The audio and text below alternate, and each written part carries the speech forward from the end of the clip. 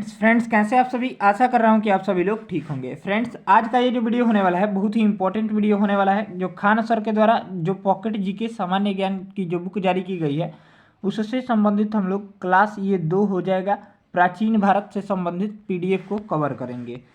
Class 2 हो जाएगा। इससे पहले जो है हम लोग प्राचीन भारत और उससे आगे सिंधु घाटी सभ्यता तक के कॉन्सेप्ट को कवर कर चुके थे। नेक्स्ट जो है वैदिक सभ्यता से आज हमें शुरू करना है। तो आप सभी देख सकते हैं इसका पीडीएफ हमारे टेलीग्राम चैनल पर मिलेगा। टेलीग्राम चैनल का लिंक वीडियो के डिस्क्रिप्शन बॉक्स में दे दिया गया है, वहाँ से ज़रूर जुड़ जाइएगा और पीडीएफ को डाउनलोड कर सकते हैं। वहाँ से पूरा हम लोग ये ख़त्म कर चुके थे। यहाँ से हम लोग पढ़ना है वैदिक सभ्यता से संबंधित और आगे के तथ्यों को पढ़ना है। तो अगर आप चैनल पर पहली बार विजिट कर रहे हो तो ऑल कॉम्पिटिटिव एग्जाम की तैयारी करने के लिए इस चैनल से अवश्य जुड़ जाइएगा।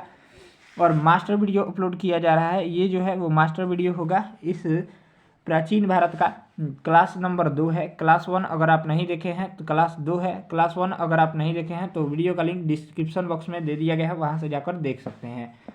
और वीडियो को शेयर करना ना भूलिए प्लीज़, और एक प्यारा सा कमेंट कर दीजिए क्योंकि कमेंट से हमारा मोटिवेशन और ज़्यादा बढ़ता है। तो आइए शुरू करते हैं। वैदिक सभ्यता 1500 से 600 ईसा पूर्व। यहाँ से दिया गया है, पहला दिया गया है सिंधु सभ्यता के बाद नवीन संस्कृति प्रकाश में आई, उसके बारे में हमें संपूर्ण जानकारी वेदों में मिलती है। इसलिए इस काल को हम वैदिक सभ्यता के नाम से जान सकते हैं या जानते हैं। अगर आप पहला वीडियो नहीं देखे हैं, क्लास 1 मतलब नहीं देखे हैं, तो उसको जाकर जरूर देख लीजिएगा, तभी ये क्लास आपको समझ में आएगा। यहाँ से दिया गया है वैदिक काल को 2 भागों में विभाजन किया गया है। ऋग वैदिक काल 1500 से 1000 ईसा पूर्व और उत्तर वैदिक काल 1000 ईसा पूर्व से 600 ईसा पूर्व। यहाँ से दिया गया है ऋग वैदिक काल। ऋग वैदिक काल 1500 से 1000 ईसा पूर्व ऋग वैदिक काल के बारे में अब लोग पढ़ेंगे। तो आर्यों का आगमन जो है 1500 ईसा पूर्व के पहले का है। आर्य आरंभ में सप्त सिंधु में बसे थे। सर्वप्रथम पंजाब व अफगानिस्तान में बसे थे।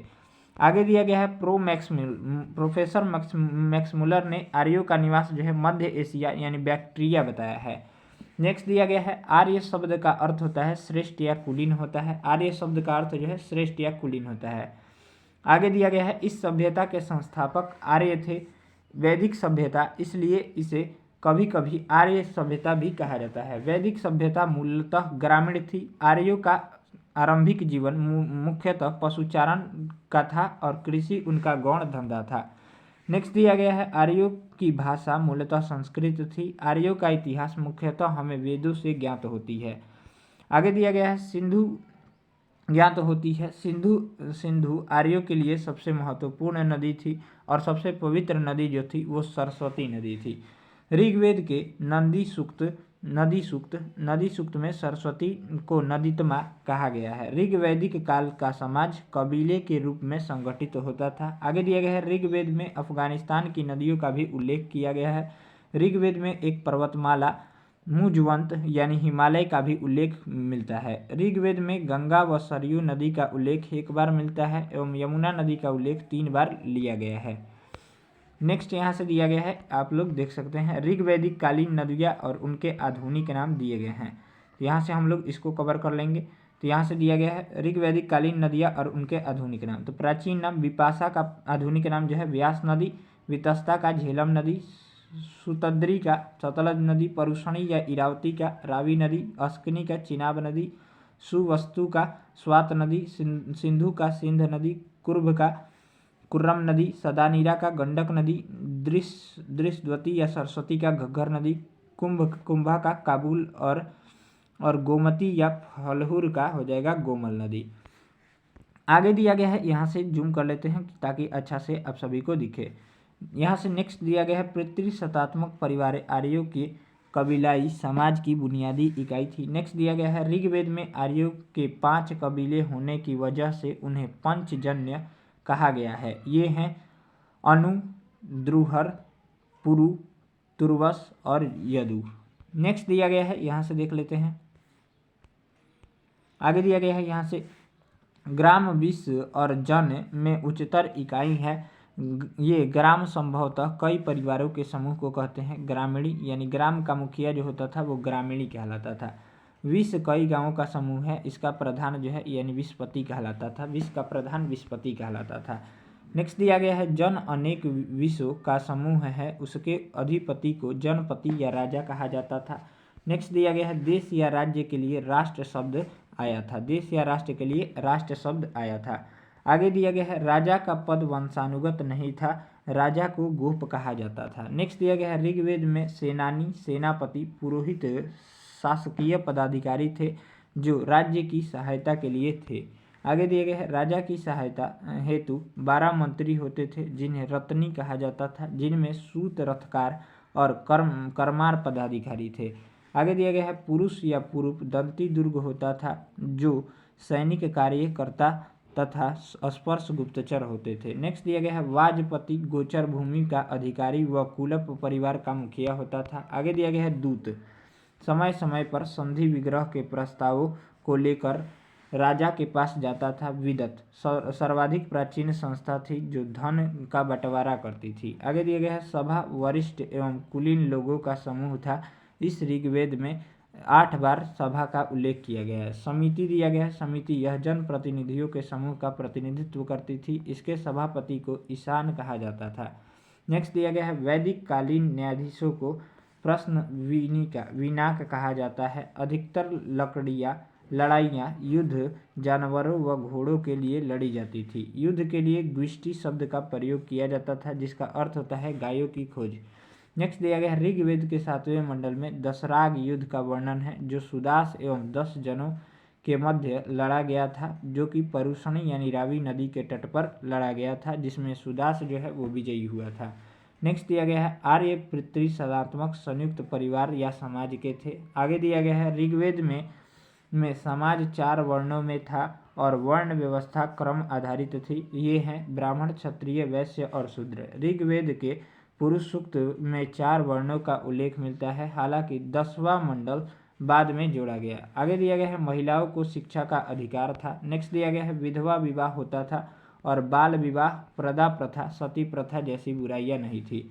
नेक्स्ट दिया गया है आजीवन अविवाहित रहकर विद्या अध्ययन करने वाली महिलाओं को आमुज कहा जाता था। आगे दिया गया है विवाह के समय मिलने वाले उपहार को वहतु कहा जाता था। नेक्स्ट दिया गया है ऋग्वेद में घोषा, अपाला, सिकता व लोपामुद्रा यानी विदर्भ राज की कन्या राजकुल में आगे इधर दिया गया है राजकुल में उत्पन्न अगस्त्य ऋषि की पत्नी थी। आदि विदुषी महिलाएं थी और विफलता एक योद्धा महिला थी। नेक्स्ट दिया गया है पैसों के लिए पढ़ाने वाला जीविकोपार्जन गुरु उपाध्याय कहलाता था। नेक्स्ट दिया गया है आर्य मूलतः शाकाहारी थे और पेय पदार्थ में सोमरस का पान करते थे। नेक्स्ट दिया गया है आर्य 3 प्रकार के वस्त्र धारण करते थे, अधो वस्त्र, उत्तरीय वस्त्र और अधिवास। यहाँ से दिया गया है अंदर पहनने वाले वस्त्रों को नीवी कहा जाता था। नेक्स्ट दिया गया है गाय को अघन्या यानी न मारे जाने वाले पशु माना जाता है। इसका मुख्य व्यवसाय जो था वो कृषि था। इनका प्रिय पशु यानी आर्यों का प्रिय पशु गाय व घोड़ा थे। नेक्स्ट दिया गया है वस्तु विनिमय द्वारा लेन देन करते और मुद्रा प्रणाली नहीं थी। आगे दिया गया है व्यापार के लिए बाहर जाने वाला व्यक्ति पणी कहलाता था। आगे दिया गया है ऋण देकर ब्याज लेने वाले को वेकनॉट यानी सूदखोर कहा जाता था। आगे दिया गया है लोहा धातु की खोज आर्यों के द्वारा ही की गई, जिसे श्याम अयस्क कहा जाता है। आर्य प्राकृतिक बहुदेववाद, एकाधिदेववाद, एकेश्वरवाद एवं निर्गुण भक्ति में विश्वास रखते थे। आगे दिया गया है ऋग्वैदिक भारत का राजनीतिक ढांचा इन 4 आरोही क्रम में बटा था। 1 नंबर कुल का प्रधान कुलपा, ग्राम का प्रधान ग्रामीणी, विष का प्रधान विषपति और जन का प्रधान गोप या राजा होता था। नेक्स्ट दिया गया है ऋग्वैदिक कालीन देवता। मरुत को कहा जाता था तूफान का देवता, ये भी अक्सर एग्जाम में पूछा जाता है। पूषण या रुद्र को पशुओं का देवता, सोम को वनस्पति का देवता, इंद्र को युद्ध एवं वर्षा का देवता, उषा को प्रगति भूरम और उत्थान की देवी, अग्नि को देवता एवं मनुष्य की बीच मध्यस्थता, घौ को आकाश का देवता, अश्विन को विषपतियों को हरने वाला, वरुण को जल का देवता और विष्णु को विश्व के संरक्षक एवं पालनकर्ता कहा जाता था। नेक्स्ट यहाँ से है जो वो उत्तर वैदिक काल शुरू हो जाता है, जो कि 1000 से 600 ईसा पूर्व माना जाता है। यहाँ से हम लोग यानी उत्तर वैदिक काल यानी 1000 से 600 ईसा पूर्व के बारे में अब हम लोग जानेंगे। तो आइए यहाँ से देख लेते हैं। तो जिस काल में सामवेद, यजुर्वेद एवं अथर्ववेद तथा ब्राह्मण ग्रंथों, आरण्यक एवं उपनिषदों की रचना हुई, उसे उत्तर वैदिक काल कहा जाता है। आगे दिया गया है उत्तर वैदिक काल 1000 ईसा पूर्व से 600 ईसा पूर्व तक था। नेक्स्ट दिया गया है इस काल में सभ्यता का केंद्र पंजाब से बढ़कर कुरुक्षेत्र यानी दिल्ली और गंगा यमुना दोआब का उत्तरी भाग में आया था या आ गया था। नेक्स्ट दिया गया है यहाँ से इस संस्कृति का मुख्य केंद्र जो था वो मध्य देश था। आगे दिया गया है उत्तर वैदिक काल में सिंधु, उसकी सहायक नदियाँ, सरस्वती व अफगानिस्तान की नदियों का भी उल्लेख मिलता है। नेक्स्ट दिया गया है राजा का पद महत्वपूर्ण, गरिमामयी एवं वंशानुगत हो गया। आगे दिया गया है इस काल में राजा विशेष अवसरों पर यज्ञों का आयोजन करवाता था। राज्याभिषेक के समय राजस्यु यज्ञ तथा अश्वमेघ यज्ञ एक साम्राज्यवादी यज्ञ था। उत्तर वैदिक काल में सम्राट राजा हल चलाता था एवं रानियों के घर पर भोज के लिए जाता था। हल को सिरा व हल रेखा को सीता कहा जाता था। आगे दिया गया है यहाँ से यह निष्का एवं गाय द्वारा व्यापार होता था। यह वस्तु विनिमय का प्रयोग करते थे। आगे दिया गया है इस काल में वर्ण व्यवस्था जन्म आधारित होती थी जो और कुल एवं गोत्र शब्द का प्रयोग होता था। नेक्स्ट दिया गया है उत्तर वैदिक काल में इंद्र और अग्नि के स्थान पर प्रजापति जो देवकुल में सृष्टि के निर्माता थे उसको सर्वोच्च स्थान प्राप्त हो गया। नेक्स्ट दिया गया है यज्ञ एक ऐसी नौका है जिस पर भरोसा नहीं किया जा सकता है। यह मुंडको उपनिषद से लिया गया है। शूद्रों के देवता को पूषण कहा जाता था। नेक्स्ट दिया गया है बृहदारण्यक उपनिषद में गर्गी एवं याज्ञवल्क्य का संवाद मिलता है। आगे दिया गया है उत्तर वैदिक काल में 1000 BC यानी 1000 ईसा पूर्व के आसपास में लोहा की खोज हुई तथा कौशाम्बी नगर में पक्की ईंटों का प्रयोग किया गया था। नेक्स्ट दिया गया है उत्तर वैदिक काल में बहुत से प्रवर्तक हुए। आगे दिया गया है निष्काम कर्म सिद्धांत का प्रथम प्रतिपादन ईशो उपनिषद में हुआ। नेक्स्ट दिया गया है संभवतः इसी काल में 2 महाकाव्यों की रचना प्रारंभ हुई। महाभारत, पुराना नाम जो है महाभारत का जय संहिता है, व रामायण की महाभारत विश्व का सबसे बड़ा महाकाव्य है। आगे दिया गया है प्रमुख दर्शन एवं उसके रचयिता दिए गए हैं। तो योग दर्शन के रचयिता या प्रवर्तक पतंजलि हैं। पूर्व मीमांसा दर्शन के जैमिनी हैं। उत्तर मीमांसा के बादरायण और सांख्य दर्शन के कपिल मुनि और चवार्क यानी भौतिकवादी दर्शन के चवार्क और न्याय दर्शन के प्रतिपादक जो है वो गौतम है। नेक्स्ट दिया गया है यहाँ से महाजन पदों का उदय अब हम लोग डिस्कस करेंगे। तो महाजन पदों का उदय 6ठी शताब्दी ईसा पूर्वी उत्तर प्रदेश और पश्चिमी बिहार में लोहे का अधिकाधिक इस्तेमाल होने लगा। इसके अतिरिक्त उपज से तथा अन्य आर्थिक परिवर्तनों के कारण ऋग्वैदिक काबिलाई जीवन पर दरार पड़ने लगी और क्षेत्रीय भावना के जागृत होने से नगरों का निर्माण होने लगा। नेक्स्ट यहाँ से दिया गया है बुद्ध के समय यानी जन्म से पूर्व 16 महाजन पदों का जन्म हो चुका था। इसका उल्लेख हमें बौद्ध ग्रंथ के अंगुतुर निकाय में मिलता है। नेक्स्ट दिया गया है जैन ग्रंथ भागवती सूत्र में 16 महाजन पदों का उल्लेख मिलता है। यहाँ से महाजन पदों और उनकी राजधानियाँ दी गई है। तो इसको एक एक करके हम लोग देख लेते हैं।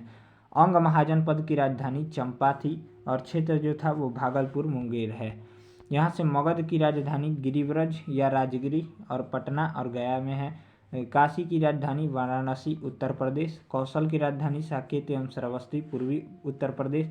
वत्स की राजधानी कौशाम्बी प्रयागराज उत्तर प्रदेश। अवंती की राजधानी उज्जैनी यानी महिष्मती यानी मालवा मध्य प्रदेश। आगे दिया गया है यहाँ से 7 नंबर वज्जी की राजधानी वैशाली मुजफ्फरपुर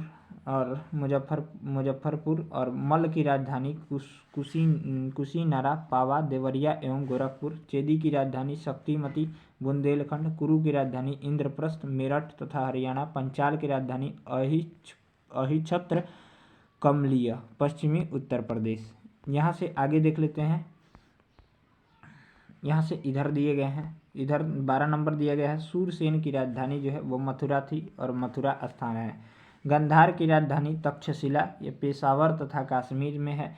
काम्बोज की राजधानी रायपुर, हाटक, उत्तर प्रदेश सीमा प्रांत। और असमक की राजधानी पोतन या पोटली, गोदावरी क्षेत्र। और मत्स्य की राजधानी विराटनगर, कोटपुतली या बहरोड। यहाँ से आगे दिया गया है, चंपा का प्राचीन नाम मालिनी था। बुद्ध के समय 10 गणतंत्र राज्य हुए थे, जिसमें 8 वज्जी संघ के थे तथा 2 मल के अंतर्गत आते थे। 16 महाजनपदों में मगध सबसे शक्तिशाली था। यहाँ से जैन धर्म के बारे में डिस्कस कर लेते हैं। 6 नंबर आ गया जैन धर्म। जैन धर्म से संबंधित अब तथ्यों को कवर करेंगे।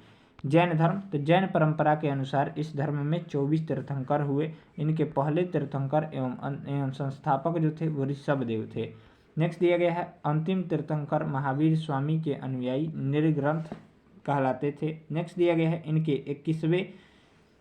21वें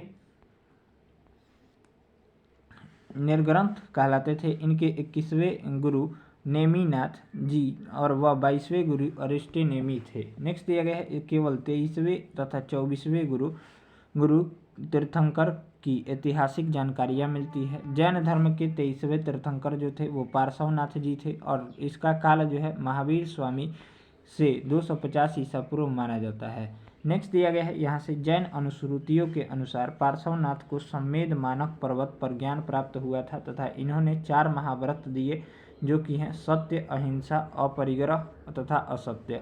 महावीर स्वामी जैन धर्म के वास्तविक संस्थापक माने जाते हैं तथा 24वें एवं अंतिम तीर्थंकर हुए। नेक्स्ट दिया गया है, यहाँ से महावीर स्वामी का जन्म जो है 540 ईसा पूर्व वैशाली के कुंडग्राम में हुआ था। यह बिहार राज्य में है। नेक्स्ट दिया गया है, इनके पिता सिद्धार्थ थे जो ज्ञात्रिक कुल के राजा और माता त्रिशला थी जो लिच्छवी शासक चेटक की बहन थी।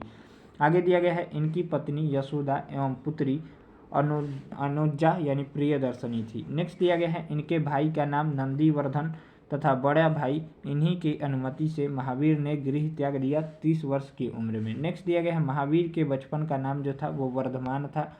आगे दिया गया है, जैन धर्म में पूर्ण ज्ञान को कैवल्य ज्ञान कहा जाता है, यह कहा गया। नेक्स्ट दिया गया है, 12 वर्ष तक लगातार कठोर तपस्या एवं साधना के बाद 42 वर्ष की आयु में महावीर को जुम्भिक ग्राम के पास ऋजुपालिका नदी के किनारे साल के वृक्ष के नीचे कैवल्य यानी संपूर्ण ज्ञान की प्राप्ति हुई। नेक्स्ट दिया गया है, कैवल्य प्राप्त होने के बाद महावीर स्वामी को जीन यानी विजेता, जितेंद्रिय, अरहत, पूज्य एवं निर्ग्रंथ यानी बंधन रहित जैसी उपाधियां मिली।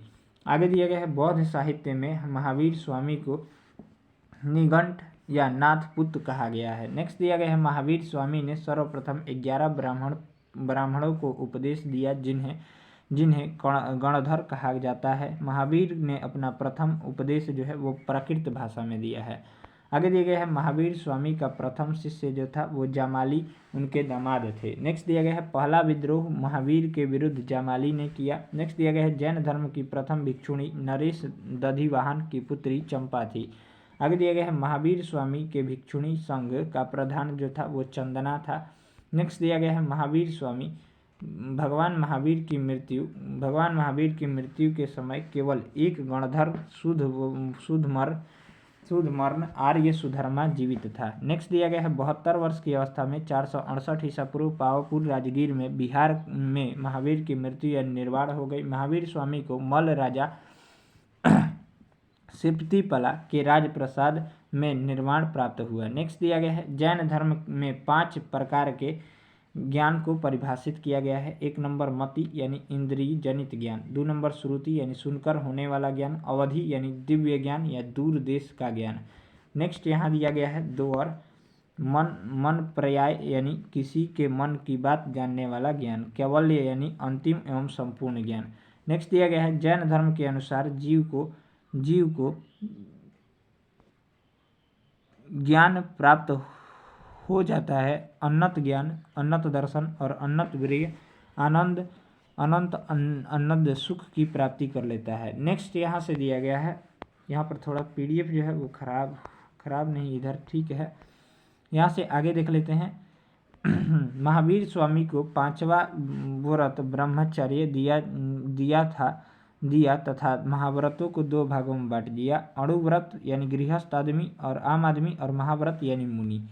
यहाँ से जैन धर्म के त्रिरत्न दिए गए हैं। जैन धर्म के त्रिरत्न कौन कौन से हैं? तो सम्यक ज्ञान, सम्यक दर्शन और सम्यक आचरण यानी चरित्र। नेक्स्ट दिया गया है जैन धर्म के सप्तभंगी ज्ञान दो अन्य नाम है। तो अनेकांतवाद यानी यह ज्ञान, यह जैन दर्शन का तत्व मीमांसीय सिद्धांत है। 2 नंबर स्यादवाद, यह जैन दर्शन का ज्ञान मीमांसीय सिद्धांत है।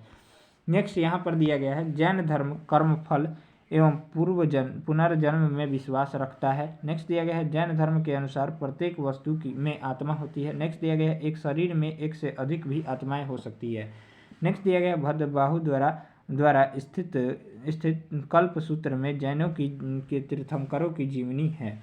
नेक्स्ट दिया गया है चंदेल शासकों ने खजुराहो में जैन मंदिरों का निर्माण कराया। नेक्स्ट दिया गया है मैसूर के गंग शासक चामुंड राय ने श्रवण बेलगोला कर्नाटक में बाहुबली की मूर्ति का निर्माण कराया। आगे दिया गया है मथुरा एवं अमरावती शैलियों में जैन धर्म से संबंधित मूर्तियों का निर्माण करवाया गया। जैनों ने शिक्षा के केंद्र को विकसित किया जिन्हें उपासक कहा जाता है। नेक्स्ट दिया गया है जैन संगीतियाँ जो हुई थी वो कहाँ कहाँ हुई थी? तो प्रथम जैन संगीति जो हुई थी वो कहाँ हुई थी? तो प्रथम जैन संगीति 300 ईसा पूर्व में हुई थी, पाटलिपुत्र में हुई थी। स्थूलभद्र अध्यक्ष था या उपाध्यक्ष जो था वो भद्रबाहु था।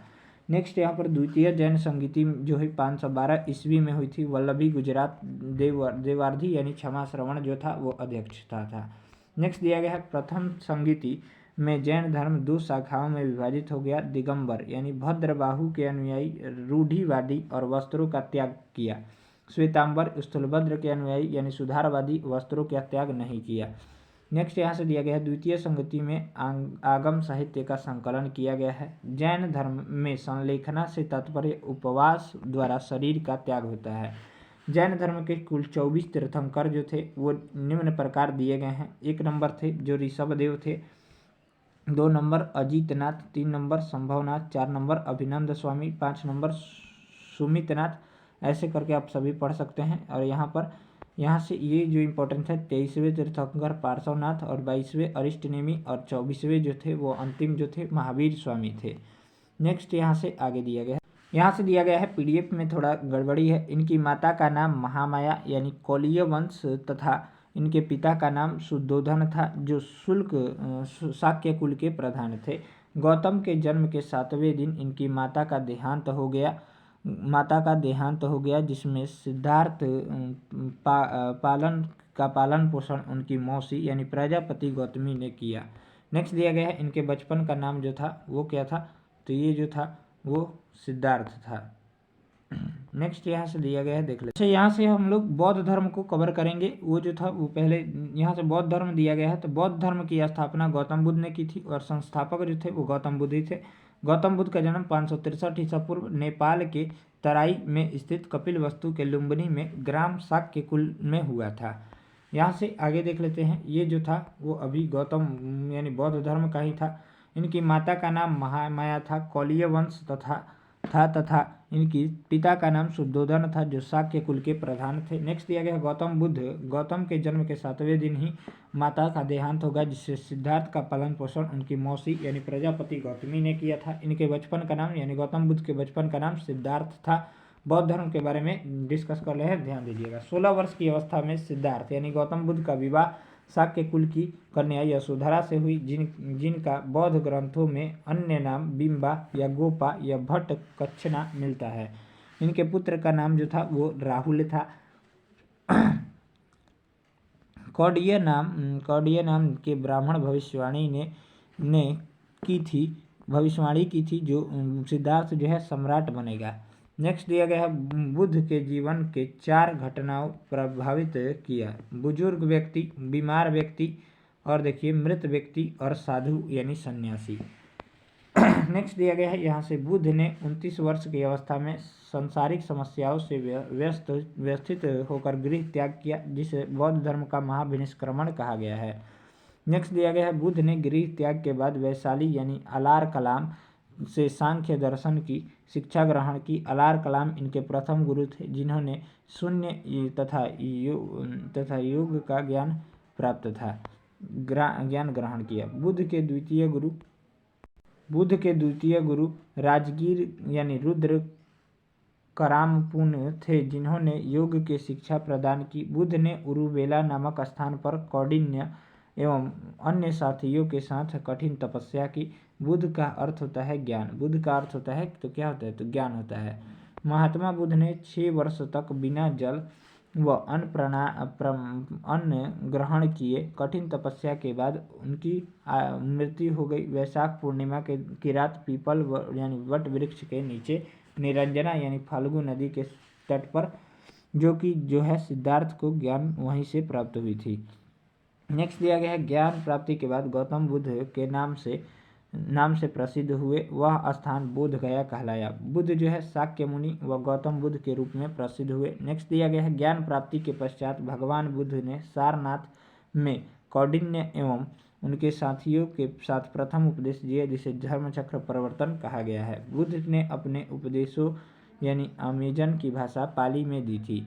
नेक्स्ट दिया गया है आमजन की भाषा पाली में दी थी। नेक्स्ट दिया गया है बुद्ध ने तपस्या एवं कालिक नामक 2 शूद्रों को बौद्ध धर्म का सर्वप्रथम अनुयायी बनाया। नेक्स्ट दिया गया है बुद्ध ने सर्वाधिक उपदेश कौशल की राजधानी श्रावस्ती में दी एवं सर्वाधिक काल भी वहीं यानी श्रावस्ती में ही व्यतीत किया।